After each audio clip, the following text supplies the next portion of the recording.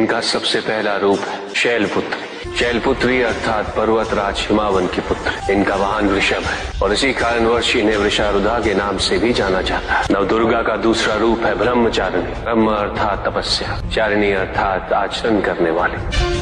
ये रूप उस ज्ञान व आचरण का प्रतीक है जिसके माध्यम से इन्होंने मुझे अपने पति के रूप में प्राप्त किया। नवदुर्गा का तीसरा रूप है चंद्रघंटा। मस्तक पे घंटे के आकार में आधा चंद्र। ये रूप अत्यंत शांतिदायक कल्याणकारी है। विभिन्न प्रकार के अस्त्र और शस्त्र इनकी 8 भुजाओं में सुसज्जित है। इनका तीसरा नेत्र सदैव खुला रहता है। चंद्रघंटा का वाहन सिंह है। ये युद्ध करने हेतु सदैव तत्पर रहती है। इनकी आराधना करने से निर्भीकता और वीरता के साथ ही सौम्यता और विनम्रता का विकास निश्चित है। ये जो मृत्यु देती है वो सुख कारक और निर्भय अवस्था में होती है। इनकी मंद मंद हंसी से संसार का जन्म संभव होता है। यह है नवदुर्गा का चौथा रूप, जिसे कुष्मांडा के नाम से जाना जाता है। अष्टभुजा, शस्त्रधारिणी, व्याघ्रवाहिनी, हिरण्यवर्णा केवल यही है जो सूर्य के भीतर लोक में वास करती है। 10 दिशाएं इन्हीं से आलोकित है। जिनकी कृपा से मूर्ता विज्ञान सागर में परिवर्तित हो जाती वो है स्कंद माता अर्थात तुम्हारी माता।